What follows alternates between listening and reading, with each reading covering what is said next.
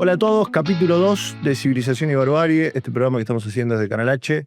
Un gusto saludarlos y un gusto saludar a mi amigo Carlos Pirovano, economista, liberal desde de toda la vida.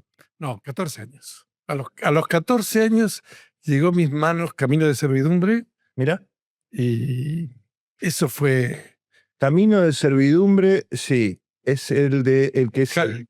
Sí, no estoy pensando cuál, el que habla, el que plantea esa como pendiente resbaladiza, que dice una pequeña intervención lleva a otra intervención y termina la intervención económica termina llevando a intervención política. Fue el primer libro político de Hayek y básicamente lo hace para explicar. Posguerra, No, creo que es 42. ¿42? Es creo 49. Sí, después lo revisamos bien, porque a lo mejor estoy diciendo pavadas, pero lo que él hace es, él explica por qué los regímenes autoritarios, como el nazismo y el socialismo, además de ser lo mismo, conducen a los peores gobiernos. Es decir, tiene un capítulo que textualmente dice por qué los peores se ponen a la cabeza. ¿Por qué los pelos se ponen a la cabeza? Sí, es verdad. ¿Y cómo te llegó ese libro? Mi tía. Tengo una tía mía que lo tenía y se deshizo de libros y me lo regaló. Me regaló 2 libros que leí en ese año. Me regaló El Espectador de Ortega y Gasset Gran libro. y Camino de Servidumbre. Los leí, los dos hablan del liberalismo. Ortega y Gasset, en ese libro del Espectador, tiene una frase que yo siempre, ya, de memoria total, que define qué cosa es liberalismo. Y dice, porque el liberalismo, antes que una cuestión de más o de menos en política, es una idea radical sobre la vida. Es creer que cada individuo debe quedar libre para encarar su individual e intransferible destino. Excelente. O sea que en algún otro entretenimiento mediático que tenía de radios, se llamaba El Espectador por ese libro de Ortega. Es un gran libro. Hoy a cargo, Carlitos Pirovano, amigo además, a cargo del Inca. Supone que tenemos un extranjero acá, un extraterrestre, y le tenés que contar qué es el Inca. Bueno, si es un extranjero, le digo, mirá, a ver, si sos uruguayo es el ACAU, Sí. si sos español es el ICA, si sos italiano es Cinecittà. Todos los países tienen un Instituto Nacional de Cine. Todos los países menos Estados Unidos, China e India. Ok. Estados Unidos lo tiene descentralizado. Estados Unidos, a ver, no. Lo que tienen descentralizados son mecanismos de incentivo para la filmación. Los institutos son nacionales en todos los países y tienen más o menos el mismo objetivo de todos los países. ¿Qué son? Identificación de talentos, desarrollo de talentos, ayudas a la filmación, fomento, pero principalmente es identificación y desarrollo de talentos, porque la industria creativa tiene una característica, y es que el principal activo de un talento es su reputación.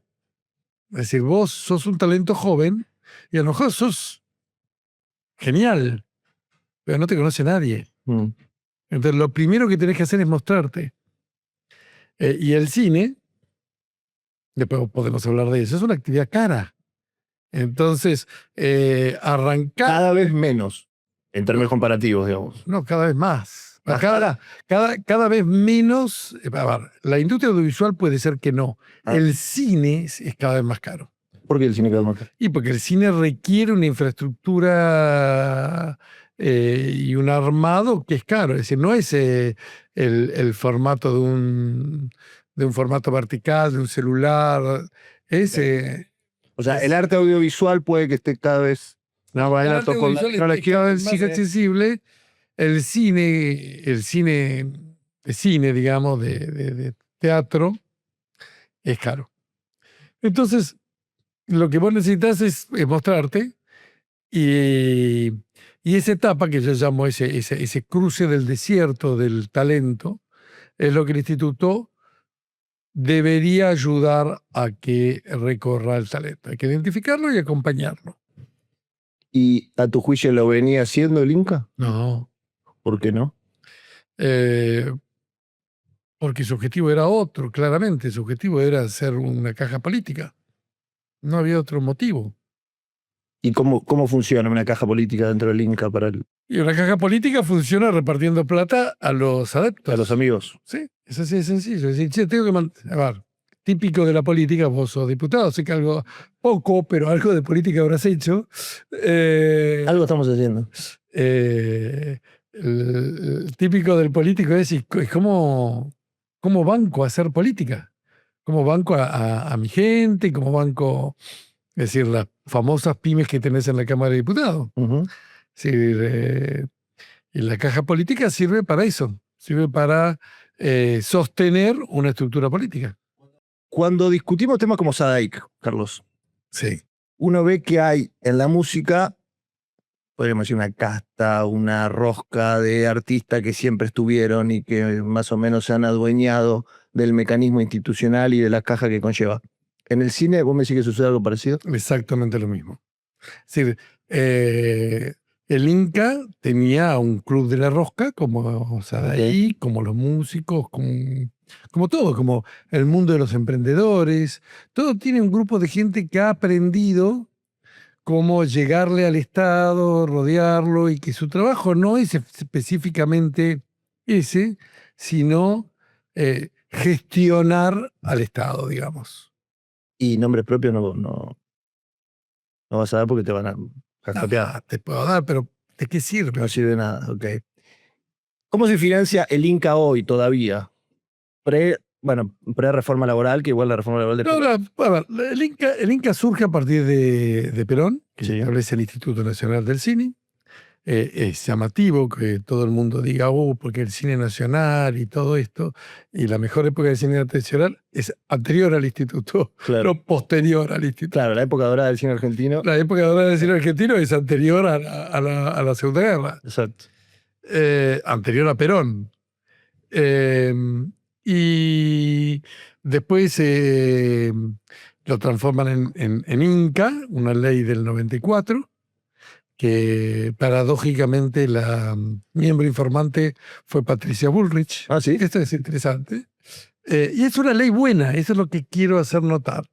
Yo creo que tiene defectos, pero en líneas generales no es una mala ley, porque lo que hace es rentabilizar una actividad.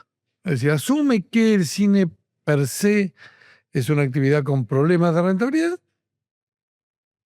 y dice, bueno, si la película es declarada de interés, si es interés simple, se le da el 70% de la taquilla por encima de la taquilla que tiene.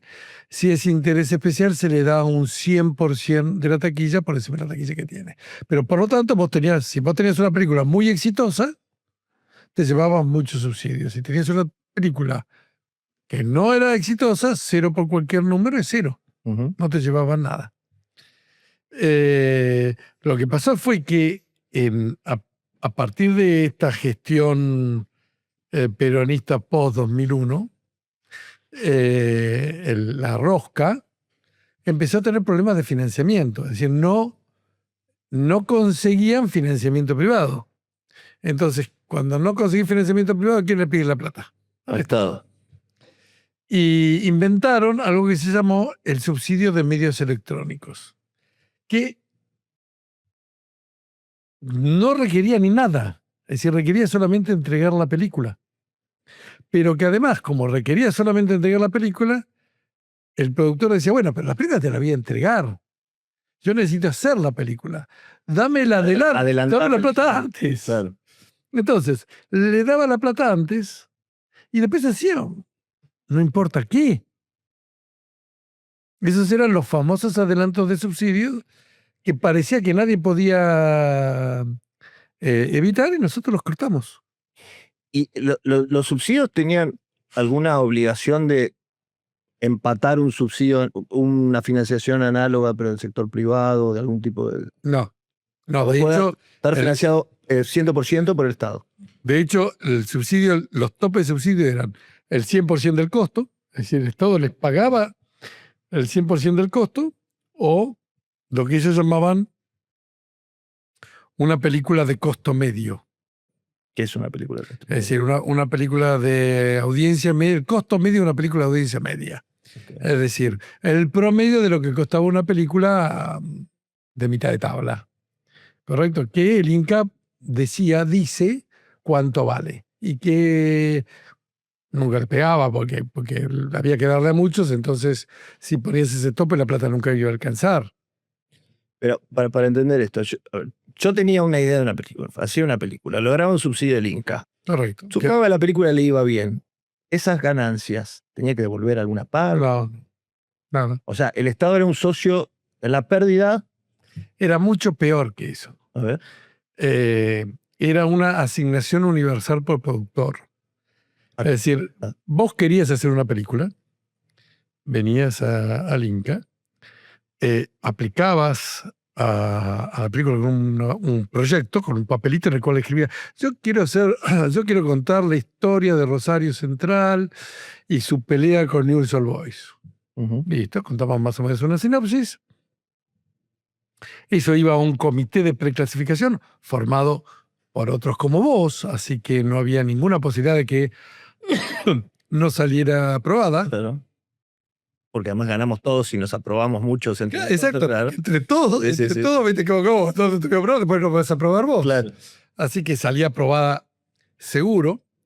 Entonces pedías los adelantos de subsidios, mandabas el presupuesto, por supuesto, y en ese presupuesto figuraba tu salario. Que obviamente iba a ser. Por supuesto, ¿entendés? Entonces, presentabas todo, que incluía tu salario, el salario de los camarógrafos, el salario de la locación, el catering, todo.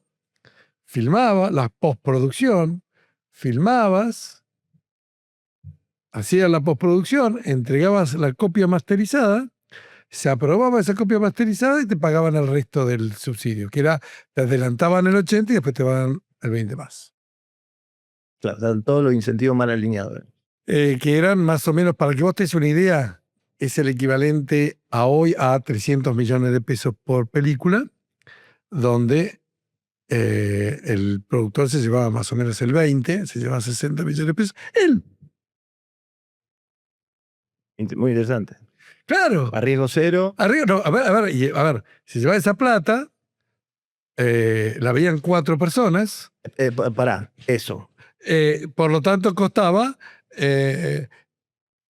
80 millones por persona la entrada. Último año de Alberto Fernández, o sea, el último año antes de tu gestión en el Inca.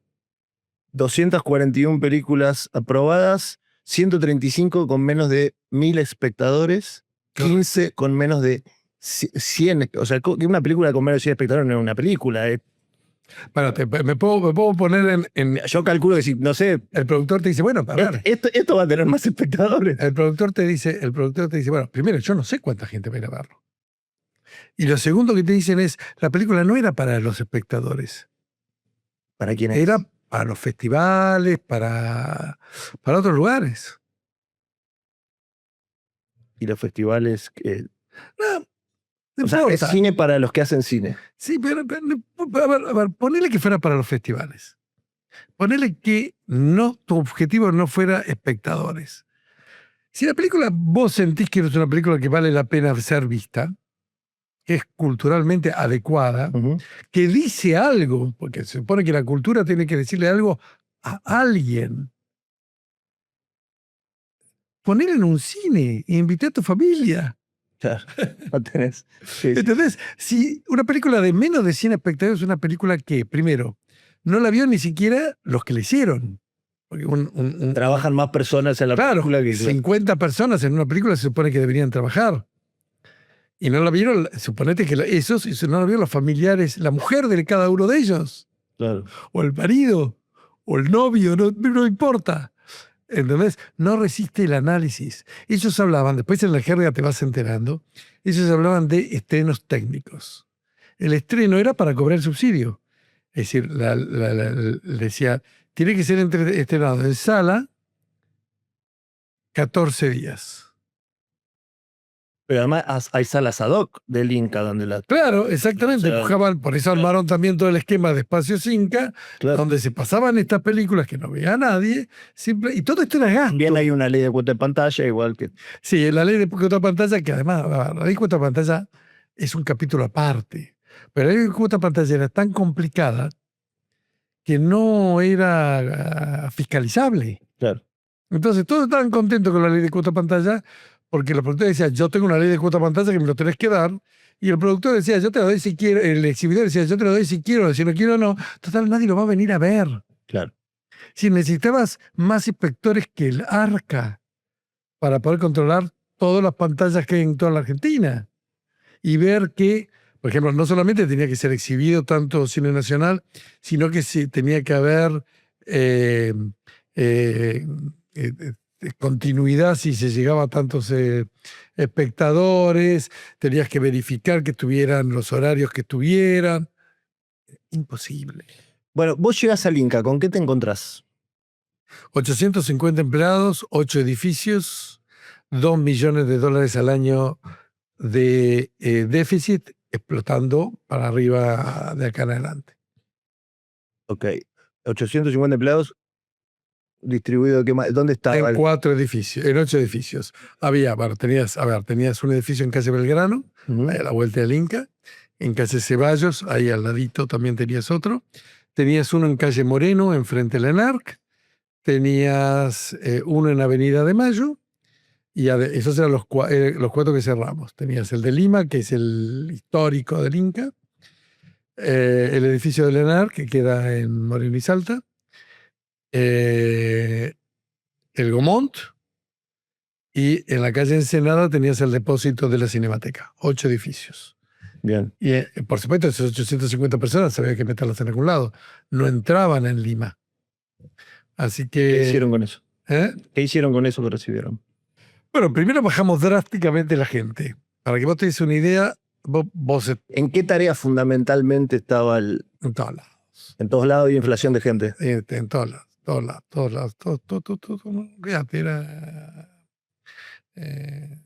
no entraban. Okay. No entraban en los... Si iban todos juntos, no entraban en el...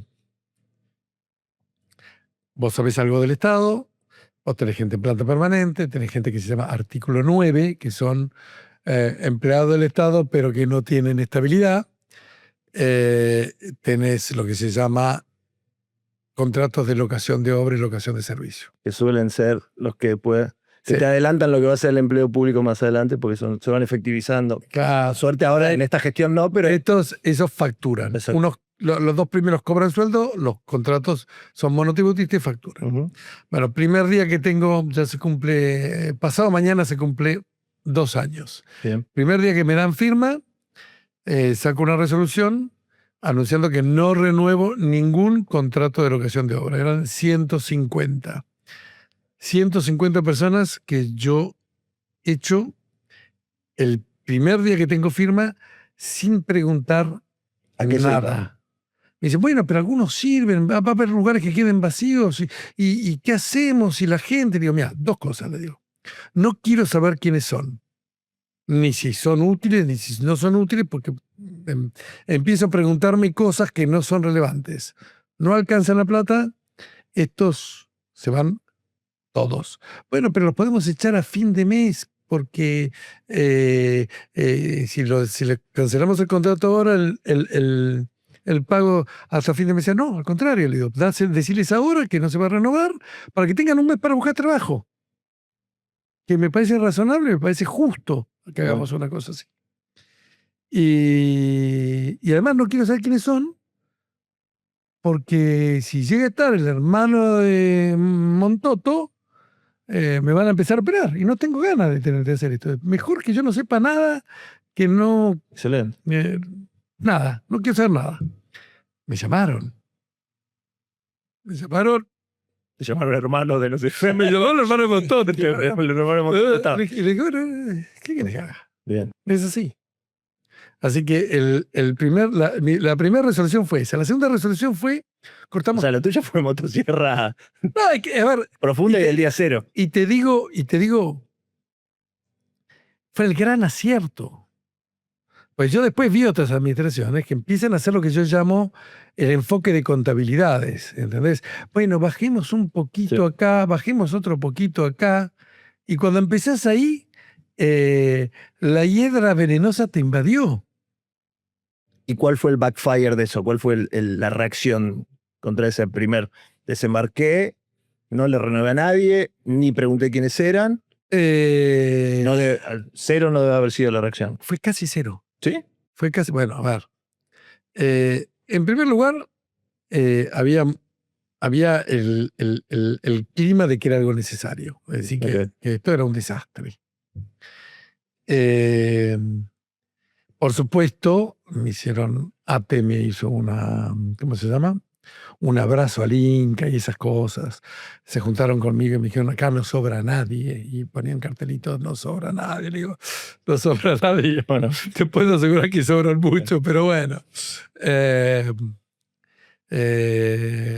UPCN estuvo mucho más comprensivo, más pragmático, digamos, que me junto con el secretario general de UPCN y me dice, bueno, nosotros queremos decirle que estamos de acuerdo. No, me dice, nosotros queremos decirle que nosotros sabemos a qué viene usted. Y yo, bueno, me parece bien. Bien. Y me dice, y queremos decirle que estamos con usted, que estamos de acuerdo. Mira qué comprensible. Bueno, está bien, si es así. Bien. No hay problema. Eso sí, algunos amigos nuestros que no quedan. Ah, claro. Bueno, es normal. Bueno, esa fue la primera motosierrada, digamos. Sí, no, eso, y la segunda fue, cortamos todo. Yerba, galletitas, pasajes, todo. No se gasta en nada. Bien. Absolutamente en nada. Se pagan los sueldos y durante 4 meses, como yo decía, viene el avión en picada, tenemos que nivelarlo. Durante 4 meses yo no gasto en nada. Quiero ver en qué hay y después veo si gasto o no gasto. Después empezamos a levantar restricciones. Ahora, restricción 100. Y el primer mes empezamos a ganar plata, porque obviamente no gastás. Así que bueno. ¿Y hoy en qué situación está el avión, digamos, económicamente? Bueno, vos pensá esto. El déficit era de $2 millones al año. Hoy tenemos un superávit de $1 millón por mes. 12 millones de dólares al año. ¿La diste vuelta? Claro, dirían los, ¿Costo de qué? lo dirían los zurdos de la vida, dirían, sí, a costas de matar la cultura. Claro, matás, destructor de cultura. Lo cierto es que en términos de subsidios, es decir, en términos de darle al cine, no cortamos nada. Es decir, le seguimos dando, lo que cortamos son los anticipos. Es decir, cortamos la regalada de plata. Si alguien hace una película, La mujer de la fila con Natalia Oreiro, se llevó 270 millones a las 48 horas que presentó el pedido. Bien. No hay corte. Lo que pasa es que se dejaron de hacer las películas que eran la asignación universal por productor. Ese es un gran concepto. Y eso molestó. Tú sabes que cuando empezamos a discutir la ley bases, yo me acuerdo, yo no tenía ni despacho todavía en el Congreso, pero tenía un montón de gente que te venía, a mí y a todos, un montón de gente que te venía a ver, además de rubros muy variados, porque te acordás lo que era la ley base, que tocaba de laboratorios hasta agro, hasta cultura, hasta, no sé, divorcio administrativo. Y me acuerdo, me viene a ver un grupo de gente desesperada por el ENER, que yo no tenía en ese momento la más pálida idea de que estaban hablando. Entonces después investigué un poco. ¿El ENER qué es? ¿Una prótesis dental? Entonces me pongo a investigar un poco, y soy en esta escuela de cine, que por lo que vi, corregime si estoy equivocado, primero que se duplica con carreras que tiene igual la Universidad Nacional de las Artes y la UBA. Pero después que tiene una particularidad que es que tiene más profesores que alumnos. No. En algunas sedes. No tiene relevante. Es terrible. Tiene 600 alumnos y 300 instructores. En algunas sedes, Carlitos, tiene más profesores que alumnos. Puede ser, pero las sedes son sedes regionales que la banca a la provincia. Pero era como un punto muy neurálgico ese. Sí, y ¿Por qué? Bueno, a ver, en primer lugar, vos pensás 300 instructores que en general son gente del cine. Son ellos parte de esta. Claro, exactamente. Por lo tanto, es una bolsa de empleo. Claro. Vos sos un documentalista que hace un documental al año pagado por el Inca que te da X plata. Y no te alcanza porque te lleva tiempo. Y es otro ingreso más. Claro. Es así. La actividad audiovisual se consume a sí misma toda con la plata que le entra al Inca. No hay creación de valor. Hubo una modificación que nuestro amigo Sturze la salió a mencionar bastante respecto a la calificación de las películas. Correcto. ¿Cómo es eso? Eso es, porque a nadie le da bola a eso. Eso fue una ley de calificación de la década del 80 que establecía que se armaba un comité, Alfonsín la hizo, un comité formado por un cura, un rabino, un psicólogo, un miembro del Ministerio del Interior, un miembro del Ministerio de Cultura y un miembro de Educación y un miembro del Inca, que veía todas las películas. Lindo laburo. Y le ponía las calificaciones. Apto para todo público. Era, a ver,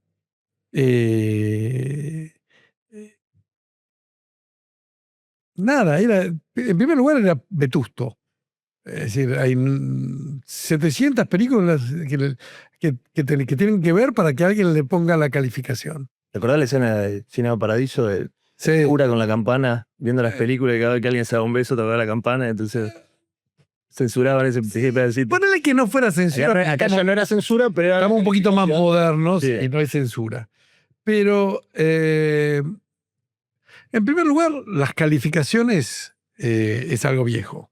Es decir, vos la pornografía la tenés acá al alcance de tu mano. Es decir, cuando yo era chico, vos sos más joven que yo, íbamos al Ciudad a ver las películas de la Coca Sarli.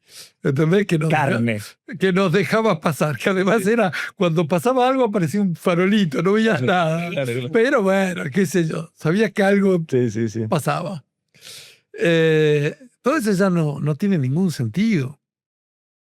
Hoy día mismo esto era sugerido. Pero el mundo, además, no lo hace de esa manera. El mundo tiene un protocolo, le aplica el protocolo a la película y dice, bueno, ¿hay sexo explícito? Sí, no. Ese sexo explícito es de ¿cuántos minutos? ¿De más de 10 minutos? ¿De 5 minutos? ¿Existe apología a la droga? Sí, no. ¿Existe? Haces un checklist. Uh-huh. Que hoy incluso podrías hacerlo con inteligencia artificial. Claro. Ni siquiera necesitas una persona. Y además el mundo todo más o menos tiene protocolos parecidos. Entonces dijimos, primero, el 80% de las películas son extranjeras. De hecho, dice 80%, el 90% es americano. El 90% de las películas que vemos acá son americanas.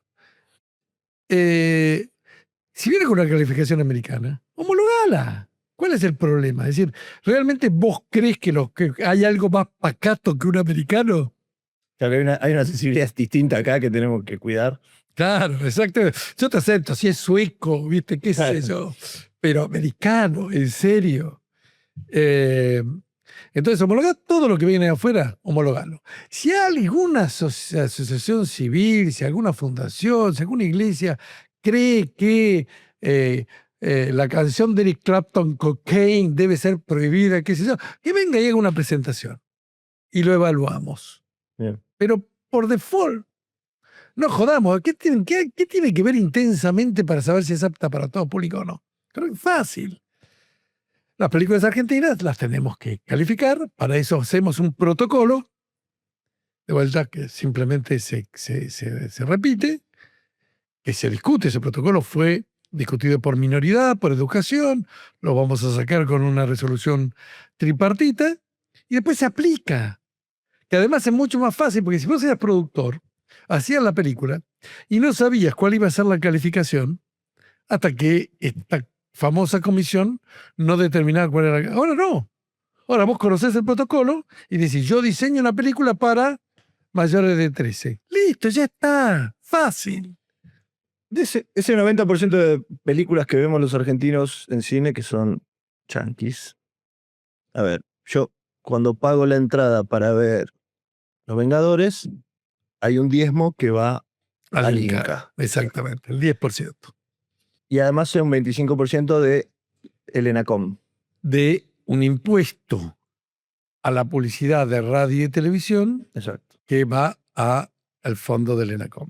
Y después hay Da otro un fondo fiduciario. fiduciario. Y después había algo que ya no existe más porque era para videogramas de soporte físico. Que Sí. eso no recaudará. Con la reforma laboral que votamos hace poco, eso en 2028 deja de existir. Si gana Milei. Si no lo reforman antes. Y pasa a la solución que a mí me parece normal, que es que el Congreso decida el presupuesto y cuánto quiere decir. Viste que todo el mundo es democrático hasta que le toca la suya. Sí. Es decir, es increíble. Y además cuando decís que esto, sí, que esto es fascista, dicen, no, pero ¿por qué si es plata del cine? ¿Quién dice que es plata de la gente, no del cine? Sí. La plata del cine pónganla ustedes. Claro. Pero la gente es muy particular. Curioso que digan que es autoritario que la plata del cine la decida el Congreso. Claro, porque no se la van a dar. Bueno, ¿qué reacciones tuviste a la cláusula que metimos en la reforma laboral? Bueno, a ver, viste que salió hasta Campanella a decir que a la cultura hay que defenderla. A ver, de vuelta, es algo increíble cómo la gente que vive de estos fondos les gustan las frases y los eslogans. Es decir, Campanella ignora que la cultura no es él y no son sus amigos, que la cultura somos todos. Y más ahora que nunca, digamos, totalmente descentralizado, la opción de cultura de manera atomizada. Además, la cultura en sentido amplio es un café de especialidad o es una panadería. La cultura en sentido amplio es la cancha. Es Messi.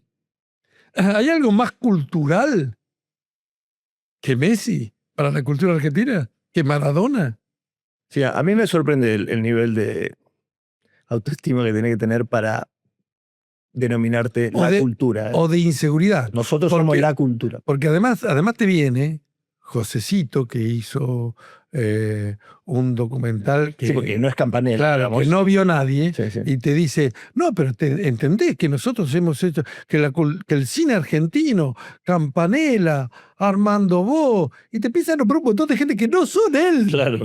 ¿Entendés? Entonces puedes decir, bueno, puede ser, pero es como que yo, viste que he jugado 3 picaditos, que diga el fútbol argentino, Messi, yo, vos. Sí, claro. Es una cosa. Sí, ahí usan el que es más marginal. Usa el argumento de que tienen que estar todas las voces. La cultura tiene que representar a todas. Pero bancame a mí que no tengo el éxito que tienen los grandes. Pero que a mí me parece totalmente válido que la cultura tenga todas las voces.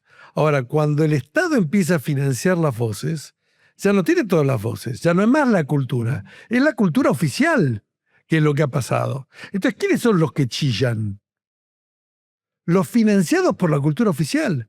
Entonces, cuando vos le decís a estos muchachos, ustedes son cucas, dicen, no, yo nunca lo he sido. Sí, viviste de lo que te daba debido a Aníbal Fernández, Bauer.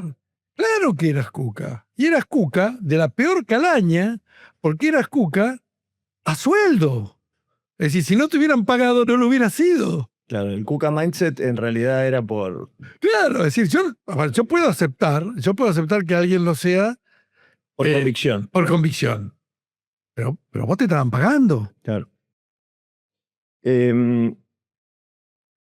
a pesar de tener todas estas ideas, a pesar de ser liberal, a pesar de haber leído Camino hacia el Bien a los 14 años, siendo presidente del Inca, te tenés que mover en ecosistemas de esta cultura, en este mindset. O sea, Divertidísimo. tenés que ir al festival de cine de Mar del Plata y Ah, decir cosas y hablar con gente y Sí. sumarte a... sí. ¿Cómo te tratan?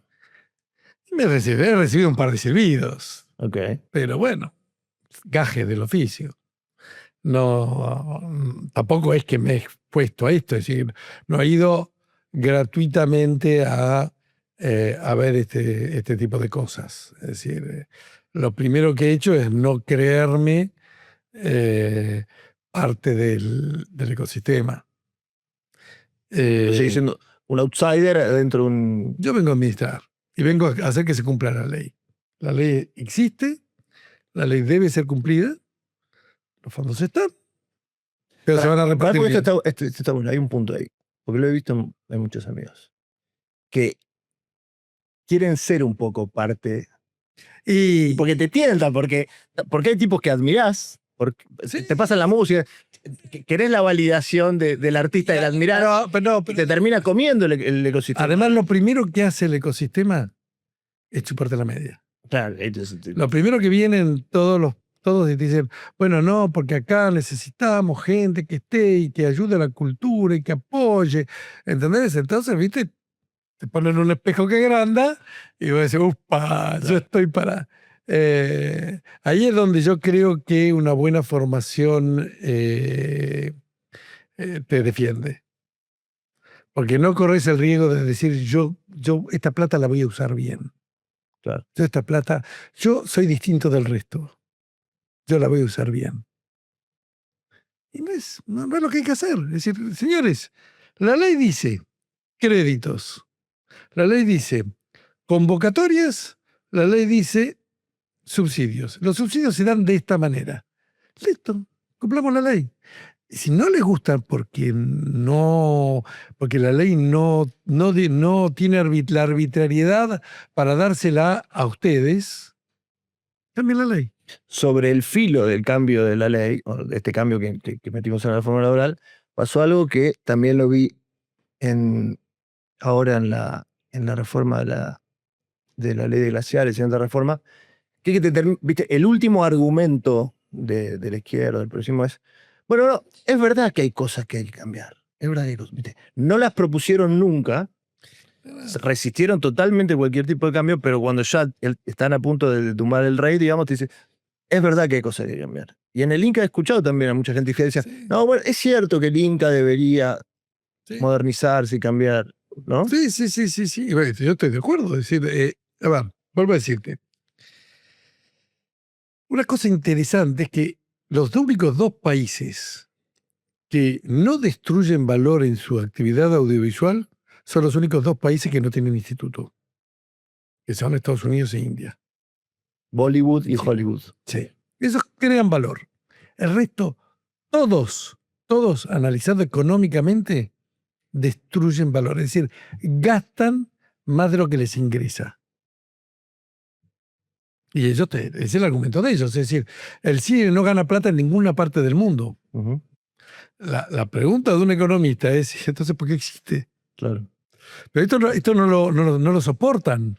Porque, claro, se está diciendo, no tenés trabajo. Porque con ese criterio, el trabajo que hacían los monjes copistas en la Edad Media era buenísimo, es lindísimo. ¿Por qué no mantenemos monjes Claro. copistas? Porque no son negocios. Lamentablemente el Maldito Gutenberg. capitalismo es así. Se todos los copistas. O música barroca. Es decir, todo eso es cultura también. Pero la cultura nace, se desarrolla y también muere. Entonces, a lo mejor el cine tiene que morir. Aclaremos. La actividad audiovisual no muere, se está desarrollando y goza de muchísima y buenísima salud. Pero si los cines y el cine tradicional tiene que desaparecer porque la gente deja de ir al cine, porque los exhibidores no tienen una estrategia comercial, porque el cine que hacen los cineastas ya no convoca, por lo que fuera, con toda la tristeza del mundo de quienes nos gusta el cine, tenemos que aceptar que ya no convoca. Claro. Y hay que aceptarlo y será así. Una palabra de dos funcionarios de la cultura. Uno, Pablo Beluto, que te salió a cruzar fuerte y vi que le contestaste. No, Pablo Luto no me salió a cruzar, porque Pablo Luto se enganchó en el eslogan y dijo una cantidad de mentiras, seguramente por desconocimiento. Es decir, dijo, por ejemplo, que no existía más el financiamiento del Inca, que no sé de dónde lo sacó. Dijo que el Inca no estaba ayudando al cine, que no sé de dónde lo sacó. Es decir, de vuelta, te montás al eslogan y a la frase y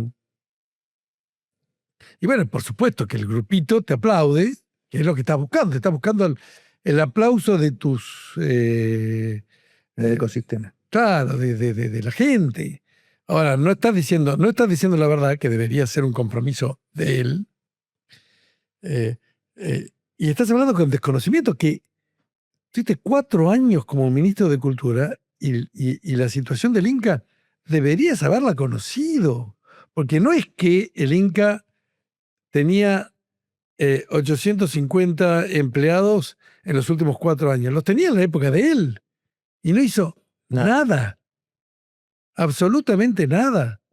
La gestión de cultura es una de las que tiene más crítica de la gestión del gobierno anterior. A ver, yo soy una persona indulgente. A mí no me gusta. Está bien. No me gusta, a diferencia de Luthor, pero no estoy para el aplauso. La situación del gobierno de Macri era distinta a la situación del gobierno de Milei. Es decir, Macri llega diciendo, por ejemplo, que no va a privatizar YPF, llega Con otro mandato. con un compromiso de yo voy a ser ordenado, voy a ser prolijo, voy a trabajar. Entonces, por supuesto, no puede hacer mucho.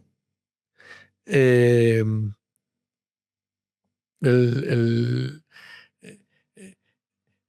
ataque a lo que hacía Macri cuando movía 30 centímetros algo era increíble. Increíble. No estaba la teoría esa de me chupa la pija lo que piensan los cucas. Sí. ¿Entendés? Muy culturosa la frase. Les importa. No, pero para mí es. Yo te voy a decir una cosa. Para mí es el mayor. El mayor concepto político. Estoy 100% de acuerdo. Que desarrolló el Milei. El no dejarse psicopatear por el kirchnerismo y la izquierda es la cornerstone de esta gestión. Claro, lo que diga el enemigo. ¿Desde cuándo yo me voy a calentar por lo que diga el enemigo? Ahora, si tu gobierno dice, no hay enemigos, estamos para conversar, es la gran mesa de diálogo. ¿no? Claro, obviamente que todo funcionario público está pensando, ella no puede decir nada. Es inevitable. La otra persona de la gestión cultural que acaba de fallecer, es un buen amigo mío, es Darío Lo Pérfido, que la inteligencia cultural se la hizo pasar muy mal al punto tal de que le costó el puesto. Sí, por expresar una opinión. Es decir que no fueron 30.000 los desaparecidos. Cosa que deberías poder decir. Es decir, no tienen. Debería poder decir, sí. No estás violando a una menor. Exactamente. No estás acosando a una secretaria. No estás traficando drogas con ambulancias. No estás. Se me ocurren algunas cosas más que deberían ser. Cualquier cifra podés decir lo que se te ocurra, digamos. Podés decir, mira, no estoy de acuerdo. Pero pedirle la renuncia por eso. Pero era muy normal en aquella época también. Era muy del PRO. Es decir, vos pensás que a mí me pidieron la renuncia en el 2009 a la Subsecretaría de Inversiones por decir que deberíamos asumir que la educación pública estaba muerta y que teníamos que poner vouchers. Y me pidieron la renuncia en la legislatura. Wow. Por eso. Era claramente persecución. Estabas muy acotado a lo que podías decir. Ni hablar, si vos hubieras dicho, no estamos hablando de las cosas que dice el Gordo Dan, por supuesto, Claro. que ya es el epítome de la libertad de expresión. Sí. Si vos agarrabas y decías, no me parece bien el lenguaje inclusivo. A Siberia. Claro, directamente. Bien, última pregunta. Ya te saco el sombrero de presidente del Inca y vuelvo al sombrero de amigo liberal de toda la vida, liberal de pura cepa. ¿Qué estás viendo hoy? ¿Estás optimista? Pero, A ver, digo, es raro que un liberal lector de Hayek esté a cargo del Instituto Nacional de Ciencia. Eso es una muestra, un botón más que muestra la extravagancia positiva de este momento. a ver, en primer lugar, me revienta que digan sos liberal, no puedes estar en el Estado. No. Porque eso quiere decir. No, claro que es puedes estar. decir, sos liberal, dejale el Estado lugar a los alguien peor. estatistas No. que avancen con el Estado. No, bro, yo estoy acá Claro que para puede estar. acotar el Estado. Era muy raro que gente que piensa así esté en lugares como estos. Entonces digo, de esta anomalía positiva. Yo creo que en la industria audiovisual hay que fortalecerla. Que los subsidios mal dados la debilitan y la hacen raquítica como hoy es. Es decir, la industria audiovisual podría ser fuertísima en la Argentina porque hay muchísima creatividad, porque hay muchísima gente talentosa, pero se la damos a los munipa Del cine. del cine. Entonces, vos sabés, por ejemplo, que el 30% de las películas que se estrenan en la Argentina no tienen apoyo del Inca. Mira. No tienen. Desarrollan un modelo de negocio distinto, la hacen por su lado, proyectan y ganan plata. Y se está innovando por eso, ¿no? Vi que salió una película que fue la primera película financiada por el mercado de capitales. Sí, el amigo de Orsay. Exacto. Que en realidad, a ver, es muy interesante eso. ¿Por qué? Porque el cine tiene glamour. Entonces hay un montón de gente, panaderos, carniceros, que vos le decís, che, ¿querés ser productor de una película? Y es como, qué sé yo, como comprarse un coche antiguo, de colección. Claro. ¿Y cuánto tengo que poner? Y $5.000. Y sos productor y repartimos, si ganamos plata, la repartimos entre todos. Y tenés una experiencia, te llevan al set, te llaman productor. Sí, que es una escena en la panadería, la hace vos. Y colabora con esto. Que es lo que decía Orsay con su revista y este tema de la creación de comunidad. Creo que Orsay, sí, la gente de Orsay, la uruguaya, la película basada en La uruguaya la hicieron así. Sí. Está bastante Sí. Y la muerte de un comediante anduvo bastante bien. La muerte de un comediante es Franchella. No, es Peretti. Y se filmó acá y se filmó en Bélgica. No, muy bien. La verdad que yo creo que lo mejor que puede hacer el Estado para desarrollar el talento es meterse lo menos posible. Bien, estamos de acuerdo. Para cerrar, fuera de tópico, tus 3 películas argentinas favoritas.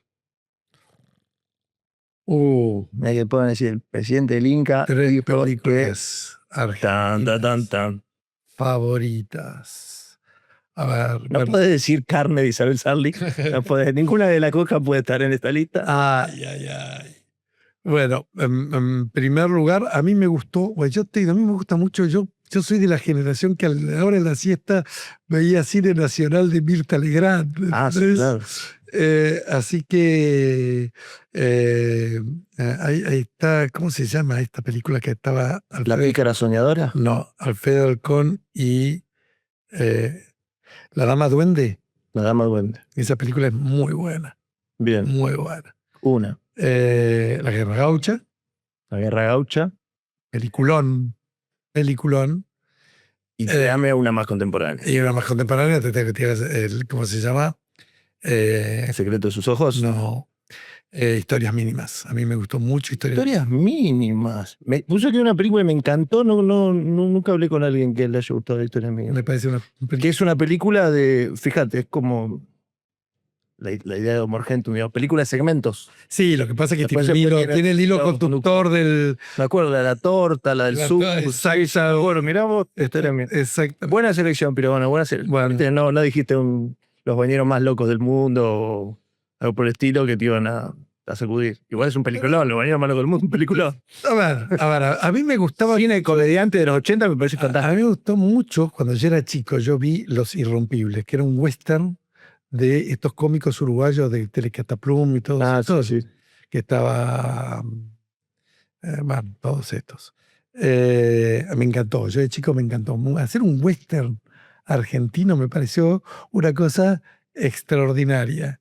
¿A vos te gusta el género western? A mí me encanta. Sergio Leone. A mí me encanta el género western, me encanta el western spaghetti, claro. Pero me encanta el western de John Huston. Bien. Río Bravo. Bravo. Ese tipo de película, por favor, es buenísima. Muy bien. Gracias, Carlos. Espero que te hayas entretenido. No, yo me entretengo siempre. Vos te entretenés siempre. Amigos, nos vemos en la próxima edición de Civilización y Barbarie.